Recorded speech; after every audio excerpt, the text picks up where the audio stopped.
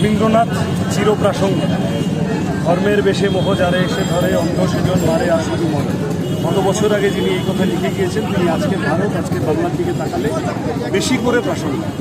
নরেন্দ্র মোদীরা রবীন্দ্রনাথকে সিলেবাস থেকে বাদ দিতে চান, আমরা রবীন্দ্রনাথকে বাঁচিয়ে রাখতে চাই, রবীন্দ্রনাথের ভাবনাকে রক্ষা করে পাথেয় করে আগামী দিনের লড়াইতে এগিয়ে যেতে চাই। তাই আজ একটু অন্যরকম মিছিল, আজ 25শে বৈশাখের মিছিল। আজকে বিভিন্ন সাংস্কৃতিক সংগঠনের মানুষজন আছেন, অসংখ্য সংস্কৃতি মনস্ক রবীন্দ্রপ্রেমী মানুষ আছেন। আপনারা দেখছেন অভিনেতা বিমল চক্রবর্তী, গায়ক প্রদীপ মুখার্জি, আরও অনেকে আসছেন। প্রত্যেকে আমরা সবাই মিলে আমাদের বাংলাকে বাঁচানো, আমাদের যে পরিবেশে আমরা বড় হয়েছি রবীন্দ্রনাথকে বুকে রেখে, সেই পরিবেশটাকে তৃণমূল বিজেপির হাত থেকে বাঁচানো এই মুহূর্তে আমাদের বড় লক্ষ্য। আপনারা দেখছেন আওয়াজ, রোজকারের হক কথা। For more updates about Awaaz, please subscribe our YouTube channel Rajshekhar thali.